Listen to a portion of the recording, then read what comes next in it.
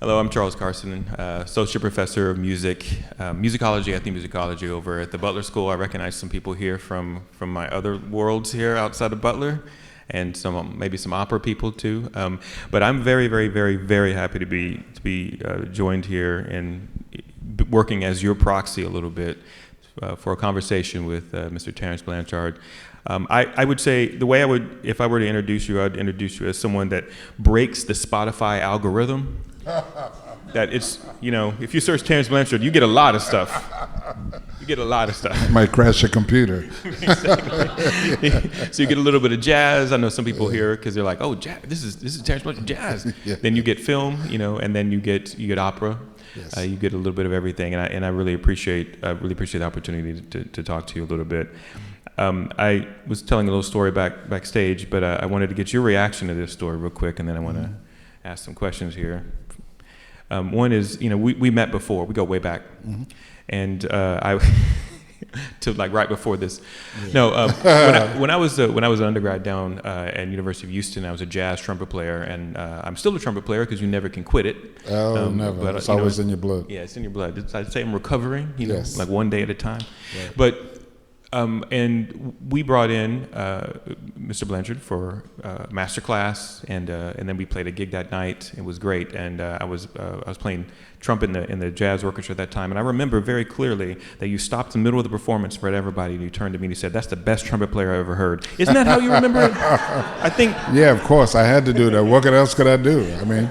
Look at it. No, but seriously, this is the kind of impact that he's had, just at least on me, and following through your film work, which again, the first time I was really struck. I mean, it wasn't a score you did, but it was a score you did on Mo Better Blues. Oh, right? Playing the trumpet there for Mr. Denzel Washington did not play trumpet on that, so just in case you're curious. The extras thought he was playing. Oh, the extras. Yeah, that's a funny story. Yeah, right? I was telling them earlier, the extras, when we shot all of the scenes, Spike actually played the music live in the club through the sound system, so the extras thought those dudes were actually playing.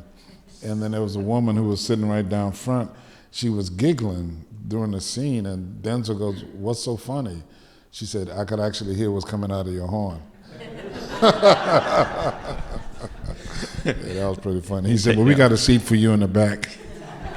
That's beautiful. Yeah. No, but so I guess a great place to start really is to think about, because you've done so much in so many different areas. Mm-hmm. So I thought maybe just to talk a little bit about your background in jazz, and I would like we can get there to trace that through how that influenced you all the way through all the different forms of writing. And I overheard earlier you were talking. You described yourself as a nerd. Oh, I'm definitely a music nerd, because I've always been fascinated. I was the guy that would take the radio apart just to see how it would work. So I'm the same way with music, I remember when I first started listening to jazz, it boggled my mind, and I couldn't really understand what was going on. So I would put on a Clifford Brown record, and I would only listen to the bass for the whole track. And then I'd go back, and then I'd only listen to the piano. And I would do that with each instrument, trying to figure out, what is this? What are they doing? What is this thing called jazz? But being able to discern the roles of all of those guys really helped me pick up the music quicker. But it also started the whole process of being inquisitive about why did Ron Carter choose those notes? Why did Herbie choose those rhythms and the chords when he's comping behind Wayne Shorter or George Coleman, And that in itself really made me understand that it's not just me playing the trumpet, but it's about all of us collectively coming together to fit kind of seamlessly into this thing that creates a unified sound, And that's the thing that I always love about music. It's one of the things that I love about opera, really. I mean, to me, what makes opera like really powerful is like when all of those things come together, the wardrobe, the lighting, set design, the music, the singing, and it creates an experience that's so much stronger than anything I've ever experienced before. But that's the magic of it. And it's also the drug. You know what I mean? It's the thing you get hooked on. You know what I mean? Yeah, because, man, you get hooked on that moment and you keep trying to find more moments like that. And it's I tell my students all the time, if you get bit by the bug, I don't have to worry about you. Because being a music nerd, you know, and having the adrenaline to chase that, you know, Alvin Baptiste, a great teacher in New Orleans, used to call them isms. You know, to chase that ism, you know, is a lifelong thing, you know, and then being around great people also motivates you in that realm. I've been playing with Herbie Hancock in his band. He's 83, and he's still searching. Not only is he still searching, but he's still kicking our butt on the bandstand. And that's what I want to be. And I remember Dizzy Gillespie used to talk about Doc Cheatham. You know, Doc Cheatham, man, okay, I know I'm running up, but I'm going to tell you this story. You're a trumpet player. You'll love this. All right. So, Everybody okay with that? Yeah. Yeah. So we're doing a show at the Hollywood Bowl, man, and it's 5 trumpet players. It's Roy Hargrove, Clark Terry, Harry Sweets Edison, Doc Cheatham, and myself. And they book in the old guys with the young guys. So I wind up being last, right? So we had one little segment of the show where everybody played like a little bit of a ballad, and Roy started off. So they started with Roy, went to Clark Terry, went to Harry Sweets Edison. Man, they got to Doc Cheatham. He played for a little bit, then he put the horn down and he grabbed the mic and started singing, "I just found joy, I'm as happy as a baby boy." And we were at the Hollywood Bowl. 10,000 people screamed at the top of their lungs. And I'm looking around going, I don't need to go. And Cedar Walter was looking at me like, nah, your turn. Man, and when I got up there to play my ballad, man, whoo, I put people to sleep because you could hear nothing but crickets after that. But it was a learning lesson, man. You know, the greats are something else. But anyway, I was saying that about Doc because Dizzy was inspired by Doc. I think Doc was in his 90s. And he was still playing live. He'd had a regular gig at Sweet Basil's in New York. So for me, the music nerd part comes in where that's the thing that keeps you going. The inquisitiveness about all of these possibilities. And now with my career, going in all of these different genres of music, you know, because the common denominator of all of them is that thing that we can't describe. We can't put it in the words. You know, some people call it God, some people call it spiritual, you have different descriptions of it, but that's the common denominator between all of those musics, you know, is that power to heal souls. Yeah, and it's nice to. I mean, it's a really beautiful way to put it because there is something there. And I guess what I'm curious is hearing this is how did you get to be in there? Was that something that, I mean, is it something that was in the house, or Oh what? yeah. My father loved opera, and I heard opera. My father was an amateur baritone, and he sang in church every Sunday. They put me in the choir for one Sunday. That was embarrassing, man. They heard me sing one Sunday. They said, "Doesn't he play the horn?" He could praise the Lord back here by the organ. Bless his heart. Yeah, but my father, you know, man, on the weekends, my dad was incredible to me. You know, he sold insurance by the day, and then at night worked as a hospital orderly, you know, and we didn't spend a lot of time together during the week. So when I was a kid, he would wake me up at 10 o'clock so we could watch The Honeymooners for 30 minutes. And then I'd have to go back to sleep, and then he went to his night job.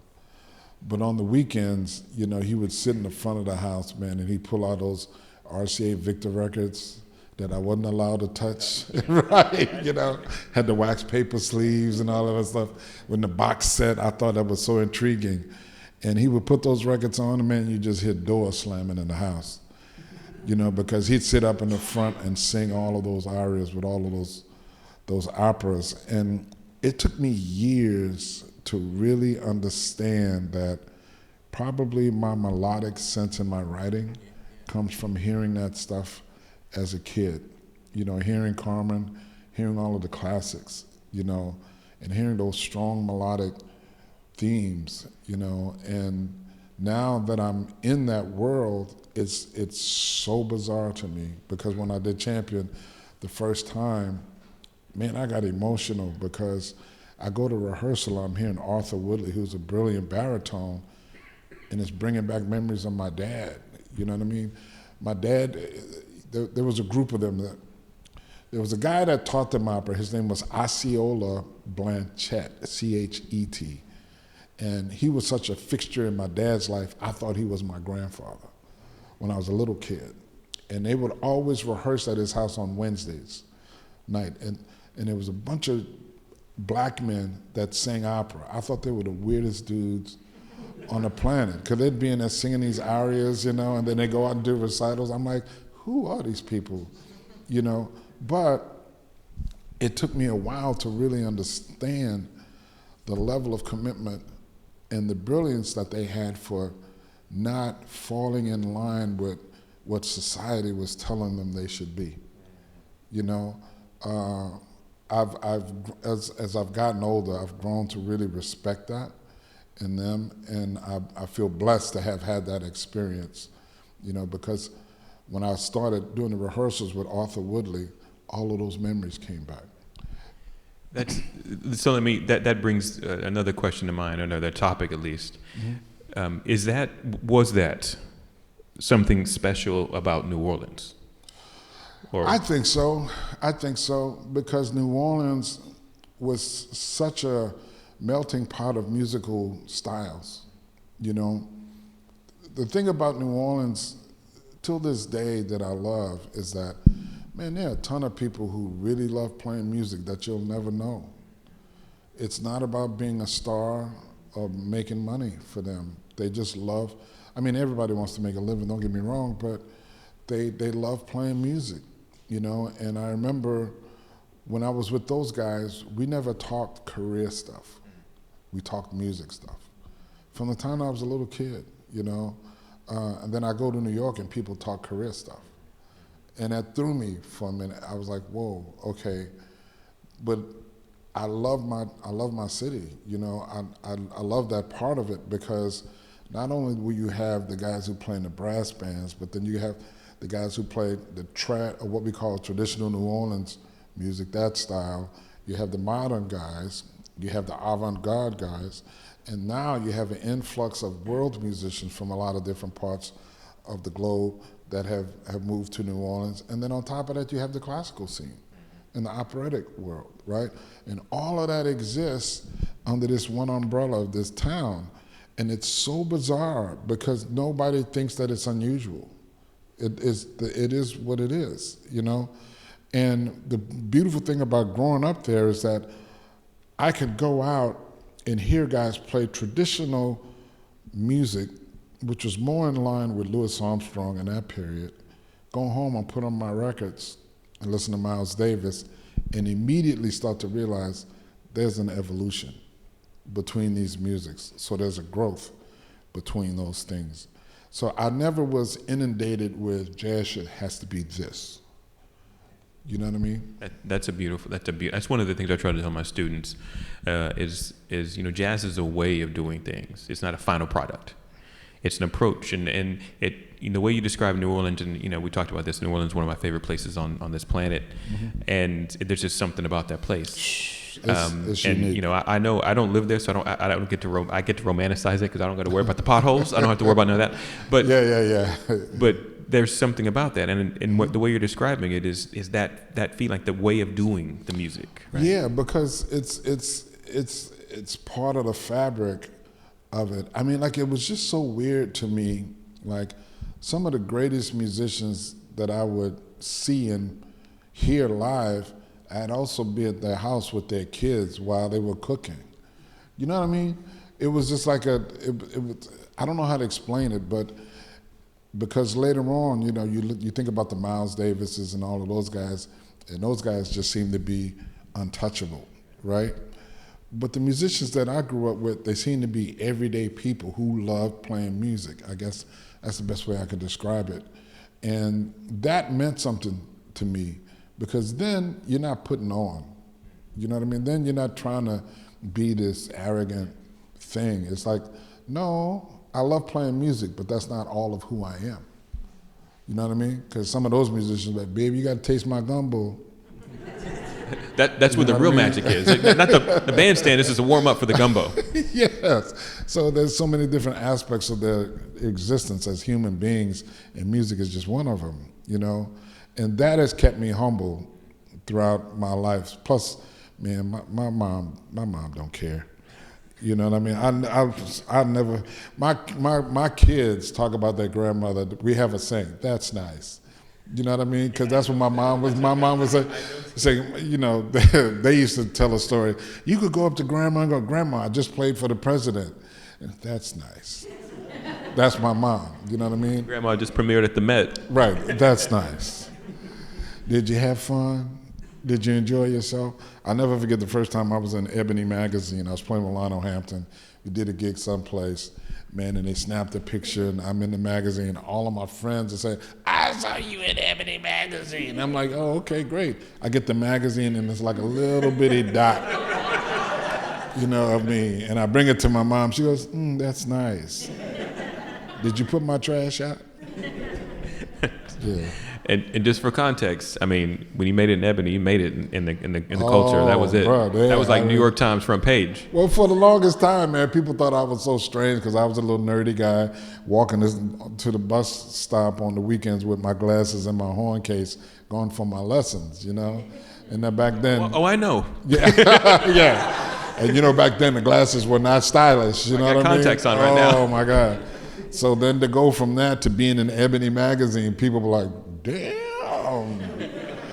And yeah, it was interesting. Yeah, and so I guess to follow on that, so that transition, I do want to talk a little bit about film. I know we're here for opera too, but I do want to talk about film, because I'm really interested in, you know, what really, to me, and if you haven't, I'm going to say this way: if you haven't listened to this movie, you need to go listen to this movie, Spike Lee's Malcolm X, because the score for that, for me, I mean, actually, I wrote a paper about it in graduate school, because I was about how these, you know, film works with these kind of crossovers.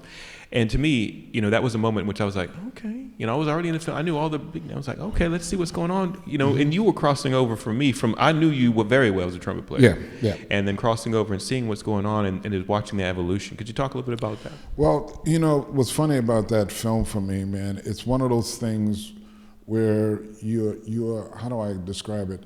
You are literally frightened into existence. You know what I mean? Because I had done Jungle Fever, and I didn't expect Spike to call me for Malcolm X, because it was such a big film, with a big star. Denzel's huge. And then all of a sudden he calls me to do this, and I'm like, oh, okay, so I got to do some homework. So I started studying scores. I started listening to film scores. I did a lot. I crammed for that film because I wanted it to be such a step up from Jungle Fever. And I remember when he gave me the audio just from the opening, you know, Revolution is going to be bloody, that whole thing, I would listen to that every day. And we were getting prepared for it, because I remember we had done Mo Better Blues, and Denzel was working on Malcolm X right after we finished that. And he called me up, and he went into the speech over the phone, and it gave me chills, right? And I said to myself, you know, bruh, this is like being on a basketball court with Michael Jordan. You're on a fast break and you're the last dude, and they're gonna pass the ball to you. Do not miss that shot, you know? So I did a lot of homework, and then the next thing I thought of was, well, I have to really just be honest about how I felt about Malcolm.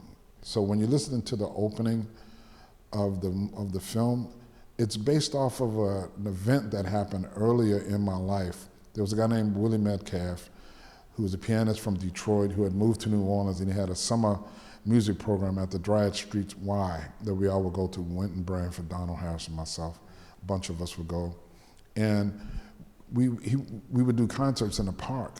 So we were doing a concert in the park in the neighborhood, and when we took a break, they put on that speech. They had that album, and they put it on. And I grew up in the church, and I'm a Martin Luther King guy. You know what I mean?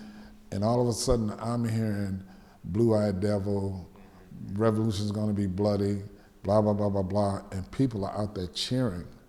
You know what I mean? Scared me to death. So when you hear the opening of the film, bang, right? Because that's how it hit me. And you boom, boom, boom. That was my heartbeat was beating a lot faster when I heard that album. But that's where it all came from. And then the trumpet kind of represents me, and the cello is counterline that represents other people there. And then it just kind of builds to the end. There's a fever pitch about it. And that's because that's what started to happen that day. So that's what I mean about being scared into existence. Not frightened at the point of like, how do I say it, that I couldn't do the job. Not petrified, but just No, but like wanting to do it right. You know what I mean? And it was the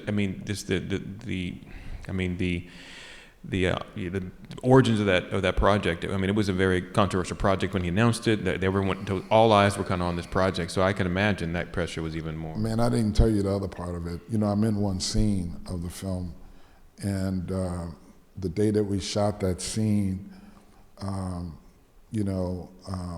after we took a break for lunch, they had the Fruit of Islam doing security because people were getting death threats all over the place. And they walked us to a restaurant, which was maybe about a block and a half away.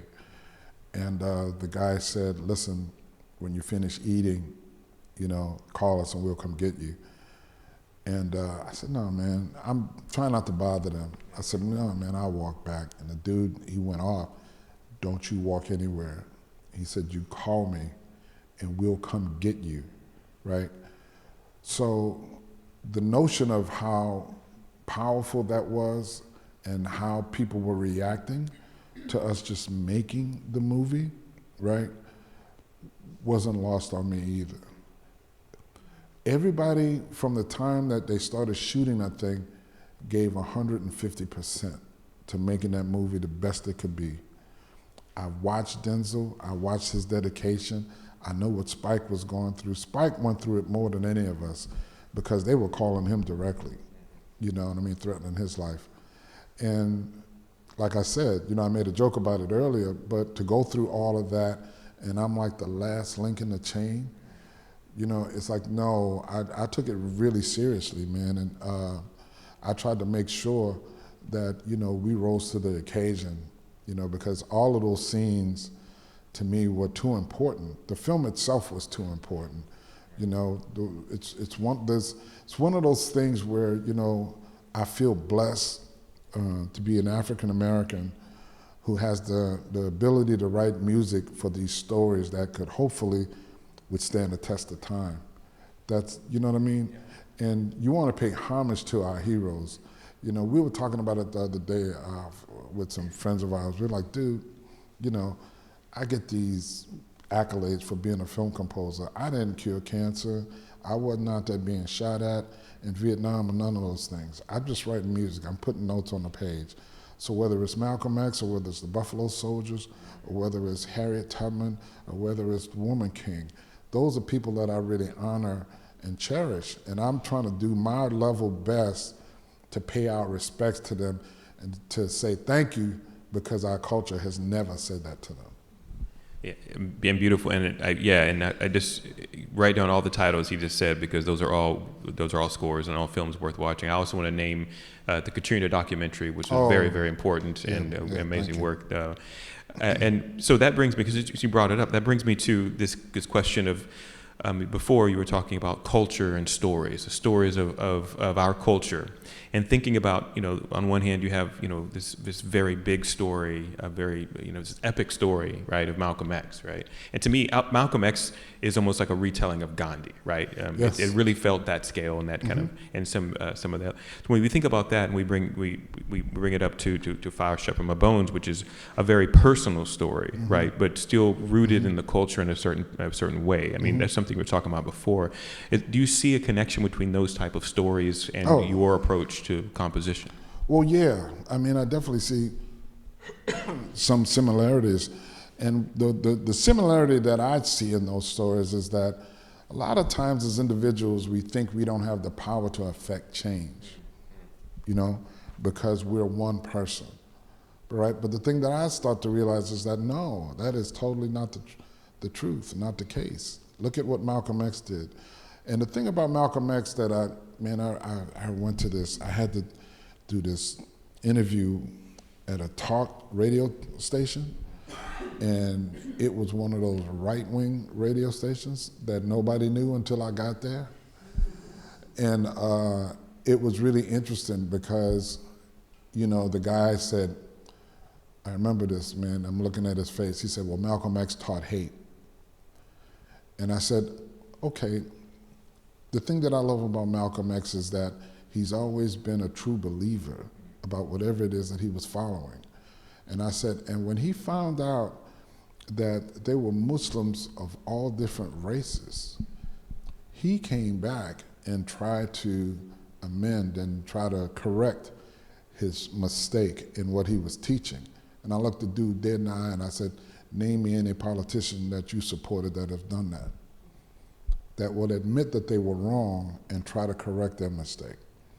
When I look at Charles Blow wrote a book about his experiences and how he overcame those things, and that book itself was such a healing and powerful thing for so many people, right? And then us turning it into music was a powerful thing. I was talking about it earlier about how when we did it at the Met, a guy walked up to me in the lobby afterwards in tears saying, thank you, I'm a survivor, And that came from one person. So there's a connection in the power that we have within us. I remember this guy he was doing a master class, and a lot of people, at the master class kept saying, when will they do this for jazz? When will they? That was the theme with all of the questions. And he turned to the audience, he said, listen, you have to stop thinking externally. He said, if God put the question in your brain, you may be the person to solve the issue, right? And that's the thing that I see, that's the connecting thing between him and Emil Griffith. Same thing, So doing these stories for me is paying homage to that strength, because I know that while Charles was going through that, he had no idea what his experience would do for other people. He didn't have the libretto in front of him. He didn't know where it was going to go, right? Yeah, he didn't know which direction it was going to go, But he said something beautiful after the premiere of it in St. Louis. When I walked up to him, I said, "Are we okay?" Because I didn't allow him to come to rehearsal. I don't know what I was thinking, man. I was like, I want him to be surprised, but I'm like, this is his life story. So when the thing actually started, I freaked out. I'm like, man, he might hate this entire thing. But I walked over to him, I said, are we okay? And he goes, yeah, we're fine. He said, that made me realize that's not who I am anymore. And that was really powerful. And then he started doing interviews, and that became the thing that was helping people. You know what I mean? So that's the thing about art that makes me the most satisfied about creating anything. We did an album that was based around gun violence. It's called Breathless with my E Collective group. And then when we started to do a follow-up, we did live concerts where we actually went to Dallas, we recorded it. We went to places that had serious events of gun violence. And we were in Cleveland, and a guy came up to me, man, and I had just put together my electric band, and a lot of people kept telling me, well, I really appreciate when you had your acoustic band. I got a lot of that. So, when the dude walked up to me, he said, "I thought you were going to play the music from A Tale of God's Will." I'm like, "Uh-oh, we're going to have this conversation," right? And then he went on. He said, "But when you guys started playing, the music sounded just angry." He said, "But then you told us what the music was about." And then I told my wife, "Well, if the guy who created the beautiful score for When the Levees Broke is this angry about this, maybe I need to rethink my position on gun control." It's beautiful. And that was another episode of something happening that made me realize the power of art. I mean, I'm struck by something you said earlier when you said, I didn't cure cancer. I didn't do. There's a saying that attributed to anyone. I can't think of the source right now, so I'll just claim it as my own. But no, you say this a lot. Well, okay, what we do may not cure cancer, right? Mm-hmm. But it's one of the reasons we want to, right? It's like one of the things that makes life rich and beautiful. Yes. And I don't want you to sell yourself short, I guess. No, I appreciate that. It's very valuable. I appreciate that. But at the same time, you do want to respect the people who are putting their life on the line. When we did, Black Klansman, that guy was putting his life. And when I met him, he just looked like an ordinary dude. And I went, wow, this ordinary dude put his life on the line for people he didn't know. And now you see what's happening in the Middle East, you see what's happening in Ukraine, you see what is happening with our soldiers being in harm's way. You cannot take that stuff for granted, man, because just because we don't see it doesn't mean it ain't happening. You know what I mean? And I really respect all of that. So when we did Miracle at St. Anna, or even when we did, what was the other film? Red Tails. Right? We had a screening of it in New York. Man, and to see all of those soldiers, those veterans, show up with their hats and their jackets, and then some of them, they were talking to other people and they were talking about some of the dog fights they had, and they were actually doing their hands like this. And I'm sitting there going, wow, that's a guy that was actually in combat. You know what I mean? Why am I tripping? I have never had that type of experience, Now, I feel honored that I'm part of something that's making them feel appreciated. And telling their stories. And telling their stories, you know what I mean? That is the part of this journey of being an artist that's the most meaningful to me of anything else that I do. That's beautifully put, and those stories are so amazing because it is the kind of stuff that is so effective for people. I did want to think about, you mentioned the E Collective, and and I was listening to Breathless a little bit earlier this week. I like to say in preparation, but also in preparation for life. And thinking about, so could you talk a little bit about again, the electric stuff, Well, yeah, I mean, I've always loved electronic music, and then I said, I was going to put together a band of musicians playing electronic instruments, because I saw a lot of kids just doing this, and calling it a music career. And I kept saying, no, if you want to do that, because I grew up listening to Return of Forever, Headhunters, all of that stuff. I said, why don't we try to create our version of that for some young kids, hopefully to inspire them to play instruments on a high level. But while we were doing that, we were in Europe. We were on tour in Europe, man, and so many young people had gotten shot by the police, and we just felt like we couldn't do a feel-good album. We just couldn't do that, and that's when all of the things started to shift. And my daughter came up with the title Breathless for that album, because we had dedicated that album to the I Can't Breathe and Black Lives Matter campaign. And it was an interesting time, because wherever we went, people were talking politics on the news. They weren't talking about these issues. And we tried to bring them up, with the projects that we were doing. We wanted to make sure that we kept this in the cycle, and kept it on people's minds. So that's why when we did a follow-up album, we did an album of some of that music live and then some new stuff, you know, because we wanted to continue the conversation, you know. And the band has kind of grown since then. The last record that we had just done was a tribute to Wayne Shorter. You know, we knew Wayne wasn't doing well, you know, and we wanted to do something. We wanted to make a love letter to him before he passed away, because everybody does that after people are gone.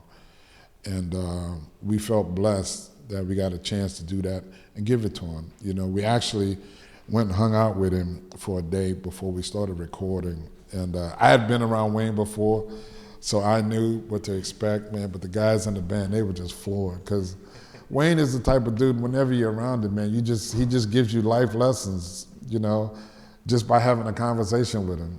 You know what I mean? And all of the guys were sitting there, they walked up to me. We're standing right outside of Wayne's house, and they're going, "Thank you."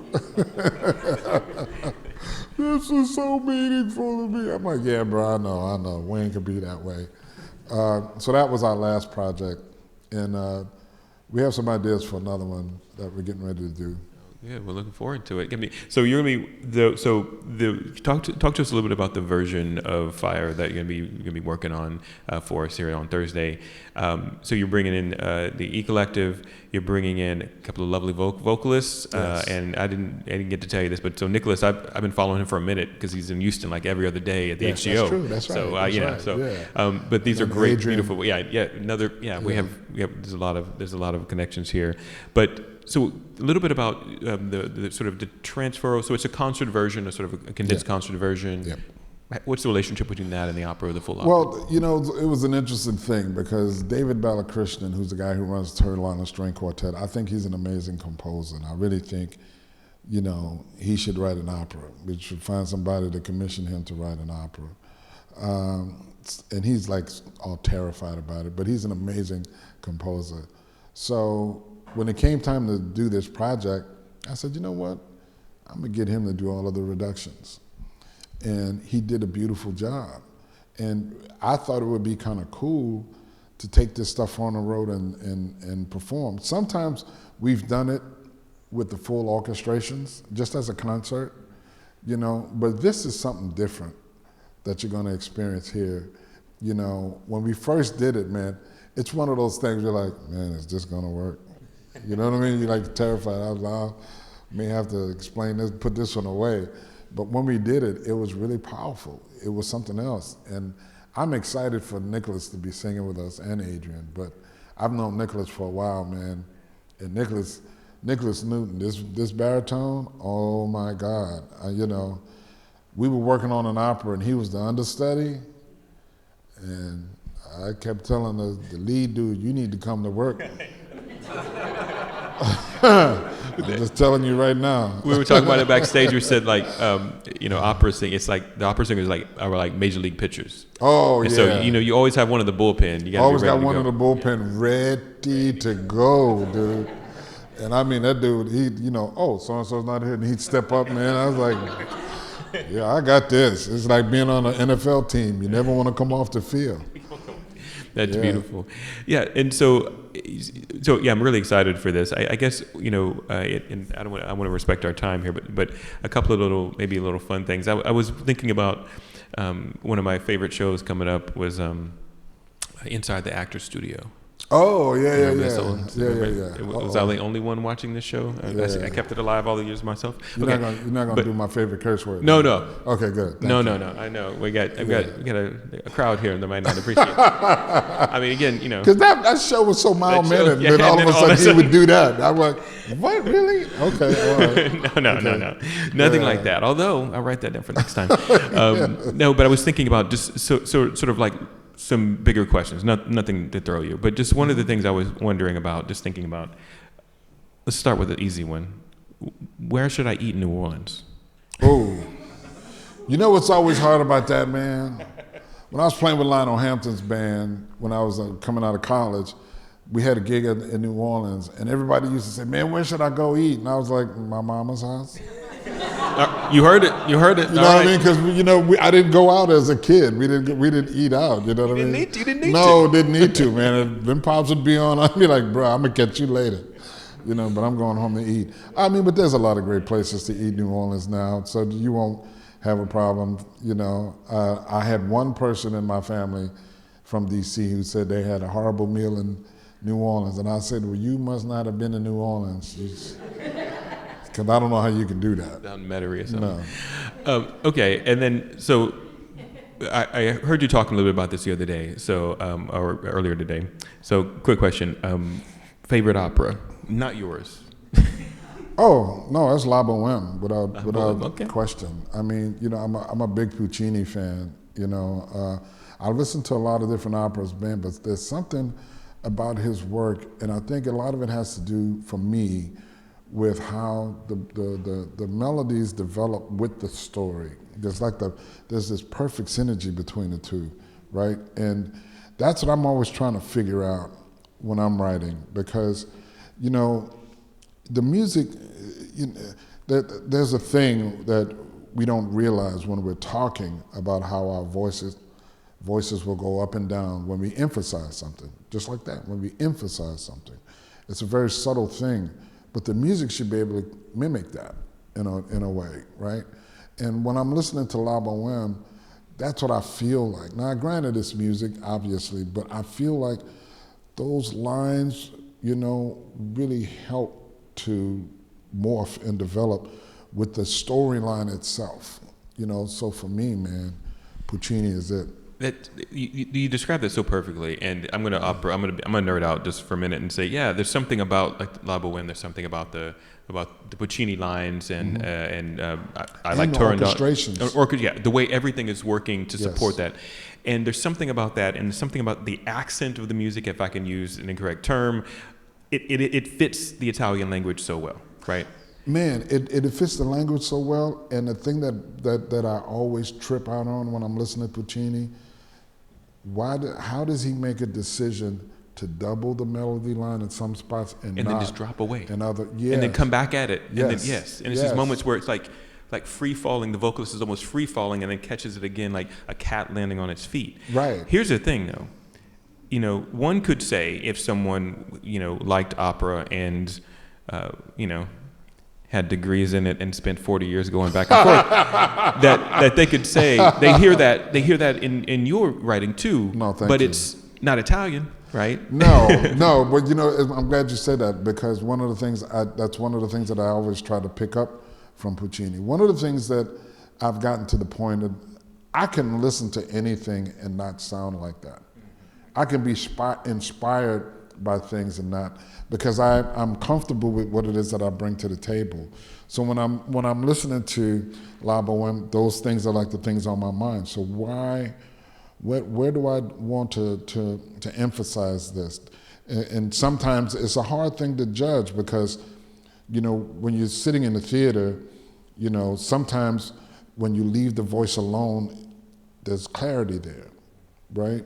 But then sometimes when you double the voice with the strings or something else, there's power there, right? So it's a matter of like trying to figure that out and how to manipulate that and tell the story. But I'm not trying to do it like Puccini. I understood that's what was going on and that's what I was reacting to, right? But I could take that note and say, okay, that's cool the way he did it, but now let me figure out what that means for me. And that's what I try to tell my students all the time. It's like, listen, when you first learn how to compose, you learn the most common form is sonata allegro form, right? But that doesn't mean that that's the only form, right? In jazz, you learn the blues, you learn the rhythm changes, you learn all standard, with standard tunes, there's a certain type of formula, but that doesn't mean that it always has to happen that way. And one of the things that I'm like really intrigued with now is that I understand who I am as an artist. So for example, like the things that I just told you that I learned from Puccini, the other thing that I learned is that Puccini and other classical composers will write whole sections of music on one tonal center, right? B minor or A, whatever it is, right? Phrygian or whatever. I'm a jazz musician. Most of the stuff we do has chord progressions that move, in a much quicker fashion than what happens in most classical music, right? So when I'm composing, I keep that in mind, but I don't necessarily play them all the time, right? So they're there, and then hopefully what I do when I do my counter lines and everything, it helps to outline that motion, right? So that's what makes my writing different. And I used to feel bad about it, because I said, man, I'm not writing like a classical composer. And I'm like, well, I'm not supposed to, because that's not who I am. And once I became comfortable with that, I went, you know what?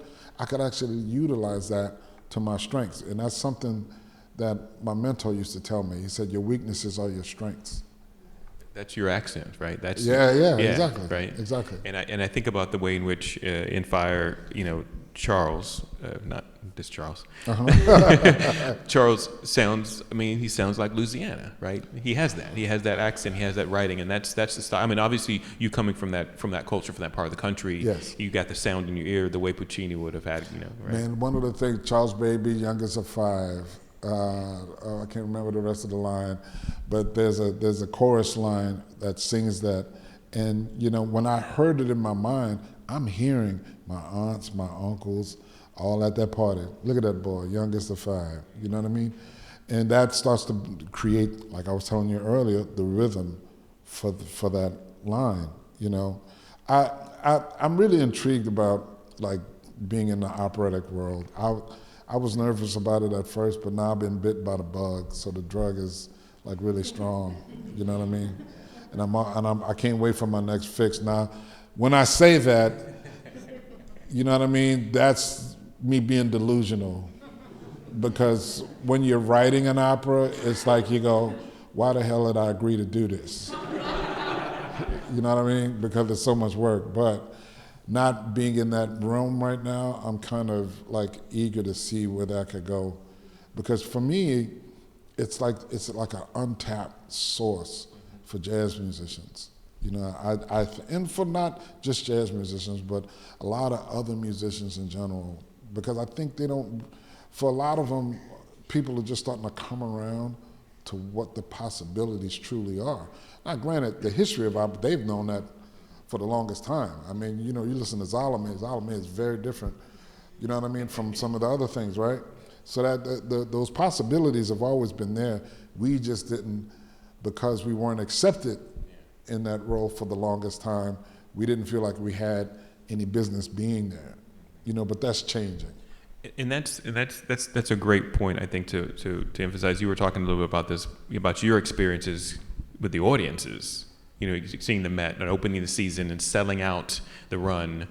And could you talk a little bit about that effect? Because I can tell you, as a person of color, going to the opera and being in houses that look different now because of this kind of work. I mean, should it matter? No. Does it matter? 100%. No, it shouldn't matter. None of this should matter. You know what I mean? Who I am shouldn't matter about me buying a house, but it does. And that's the unfortunate part. And the wild part about this is that kind of thinking has almost killed the industry itself. You know what I mean? Because you're not targeting an untapped resource, right? So, of course, man, listen, if anybody will tell you that they're not scared to death the opening night of anything they've done, they are lying. So I get to the Met, and they're trying to reassure me that they're sold out, and I'm like, yeah, okay, that doesn't mean they're gonna like it, And when I got to the theater, we had a bunch of friends who flew up from New Orleans. My wife organized this thing. She rented a bus, man. It was about 40 of us on the bus in tuxedos and gowns, getting off the bus in the front of the Met. That was a spectacle by itself. But getting in the building and seeing that diverse audience, not just diverse, but proud. I mean, it was amazing, man. I told them a story about one of the women that was there. She was one of my church members from New Orleans who had moved to Baltimore. And she was 92, and she was in a wheelchair and took the train up from Baltimore. And it was so interesting, because when you compose opera, I ain't singing, so I'm out in the audience, And I walked by her, and I hadn't seen her since I was a little kid. And I took a picture with her, and man, it just blew me away, the look of pride she had on her face. The look of pride that everybody in the room had, the way they were dressed. I mean, they showed out, dude. And it made me proud that we created something that they could grab hold to. You know what I mean? It was like an emotional thing on so many levels. When we started the rehearsal, we had a circle the first day. We got about 50 singers, dancers, got a whole bunch of people, and we're in a room much bigger than this. And we made a circle, and we started talking about why this was important. In the stories, there was tears in the room. LaTonya Moore, who's from Texas, she said, this is the first, she said, I've been singing for 30 years. This is the first role I can really relate to.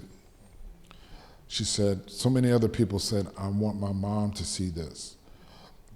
One of the young kids was saying he appreciated being in the room with other black people who sang opera because he was being bullied at his high school behind all of this. There were so many different types of stories like that. So I'm just telling you that to tell you that they took ownership of the piece, right?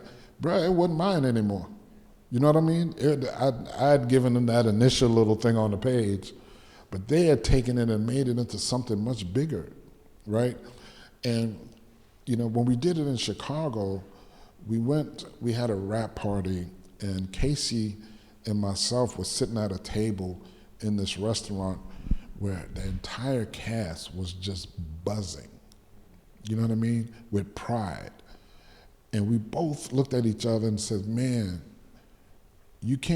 I can't explain to you the level of fulfillment of creating something that made them shine, that made them proud, because people saw them for the first time. They saw them in ways that they'd never been seen before. I was telling them backstage, I got upset with this journalist. I could have wrung his neck through the phone because he literally asked me, do you think your opera is going to inspire young black people to sing opera? And I went, are you kidding me? I said, black people have been singing opera for generations. I said, you don't do your research. And then I went into the story that I told him backstage. I said, not only have they been singing, I said, if you want to find out about African-American singers singing opera, just find one of them. Just find one. They'll tell you about the rest. Because they support each other in ways that I've never seen before. Never, ever. I know, I've been watching it. Malcolm X is at the Met right now. Will Liverman is in it, Victor Robinson, the two friends of mine that are in it.